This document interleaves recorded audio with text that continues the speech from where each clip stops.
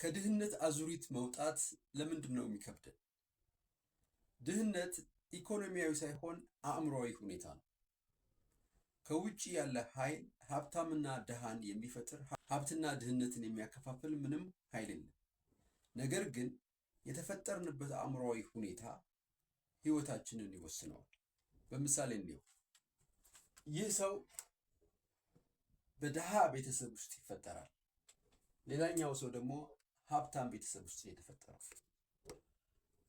በድሃ ቤተሰብ የተፈጠረ ሰው የሚሰማው፣ የሚያየው፣ የሚያልመው ሁሉ ድህነት ነው። ስለዚህ አእምሮ ድህነትን እንደ ሪያሊቲ ይቀበላል ማለት ነው። አእምሮ ድህነትን እንደ ሪያሊቲ ነው። ምክንያቱም ሲወለድ ድህነትን ነው የሚያውቀው። የሚሰማው፣ የሚያየው፣ የሚኖረው ሁሉ ድህነት ስለሆነ ድህነትን አእምሮ እንደ ሪያሊቲ ይቀበላል። ስለዚህ ተውት፣ ሐሳቡ ድህነት ነው፣ እጥረት ነው፣ ችግር ነው፣ በሽታ ነው። የላይፍ ኢሜጁ ህይወቱ በሙሉ የሚያተኩረው በምን ላይ ነው? በማጣት ላይ ነው። አእምሮ ላይ የሚመላለሰው ምስል የማጣት፣ የእጥረት፣ የችግር ምስል ነው የሚመላለሰው። ስለዚህ ኦልዌይስ ፊል የሚያደርገው ኢንሴኪሪቲ ነው። ፊሊንጉ ኢንሴኪሪቲ ነው፣ እጥረት ነው ኦልዌይስ ፊል የሚያደርገው። በተቃራኒው ይህ ሰው ያደገው ወይም የተወለደው በሀብታም ቤተሰብ ነው ብንል የሚሰማው፣ የሚያየው፣ የሚያስበው ሀብትን ነው። ስለዚህ ይህ ሰው ሀብትን እንደ ሪያሊቲ ይቀበላል። ሀብትን እንደ ሪያሊቲ ይቀበላል። ስለዚህ እነኚህ ሁለት ሰዎች በተለያየ ዓለም ላይ ነው የሚኖሩት ማለት ነው። ይህ በድህነት ዓለም ላይ ነው የሚኖረው፣ ይህ በሀብት ዓለም ላይ ነው የሚኖረው። ይህንን ሰውዬ ሀብታም ማድረግ በጣም ከባድ ነው። ለምን? ምክንያቱም ድህነትን እንደ ሪያሊቲ የተቀበለ አእምሮ የሀብት ሜንታል ኮንሰፕት የለው፣ የሀብት ሀሳብ የለው፣ የሀብት እምነት የለው፣ የሀብት ምስል የለው። ሁልጊዜ በህይወቱ የሚደጋግመው የሚመጣው ምንድን ነው? ድህነት ነው። ስለዚህ ሀብታም ከመሆን ይልቅ ድህነት ላይ የመቆየት እድሉ ሰፊ ይሆናል። ይህ ሰው ደግሞ በተቃራኒ ይህ ሰው ድሃ መሆን ይከብደዋል። ምክንያቱም አእምሮ ውስጥ ሁልጊዜ የሚመላለሰው ሀብት ነው። ሀብትን እንደ ሪያሊቲ ስለሚቀበል ኦልዌይስ የሚያስበው የተሻለ ማግኘት ነው። ስለዚህ ይህን ሰው ድሃ ማድረግ ይከብዳል። ኢቨን እነኚህ ሁለት ሰዎች ህይወት እንደገና እንኳን ቢጀምሩ ይህ በሀብት የተወለደው ሀብታም ቤት የተወለደው ልጅ ቶሎ ሀብታም የመሆን እድል አለው። ለምን? ሜንታል ሶፍትዌሩ የተገነባው በሀብት ስለሆነ ማለት ነው። ድህነትን እንደ ሪያሊቲ የተቀበለው ሰው ሁልጊዜ በድህነት አዙሪት ውስጥ ይቆያል። ይህ ሰው በሀብት አዙሪት ውስጥ ይቆያል ማለት ነው። ኦኬ።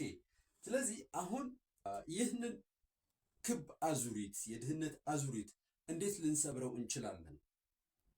ይህን ልናደርግ የምንችለው ይህንን ሰውዬ በድሃ ቤተሰብ ውስጥ የተወለደው በድህነት ያደገው ሰውዬ መጀመሪያ የሀብት ኮንሰፕት ሊኖረው ይገባል።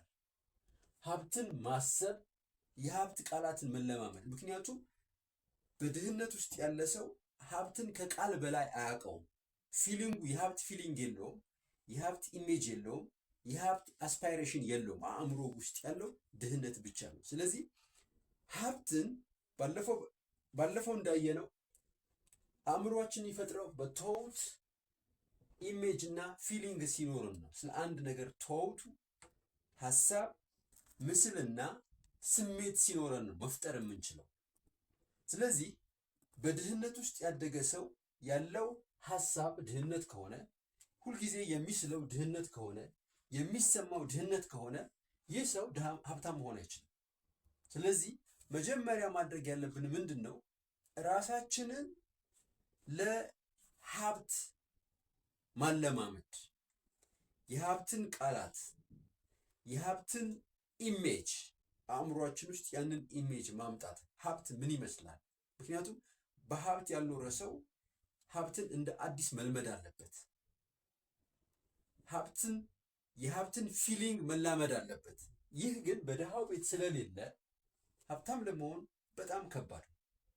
ስለዚህ ወደ ሀብት የምናደርገው ጉዞ ኢኮኖሚያዊ አይደለም። መጀመሪያ መጀመሪያ ሜንታል ነው።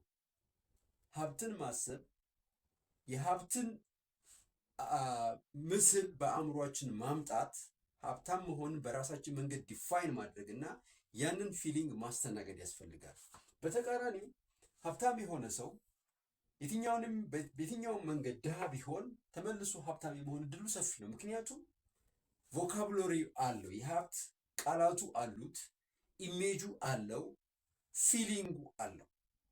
ስለዚህ ድህነትን የምንቀርፈው በመስራት በመጣር በመልፋት ብቻ ሳይሆን በመጀመሪያ ሜንታል ኮንስትራክሽናችንን ማስተካከል አለብን ማለት ነው። አመሰግናለሁ።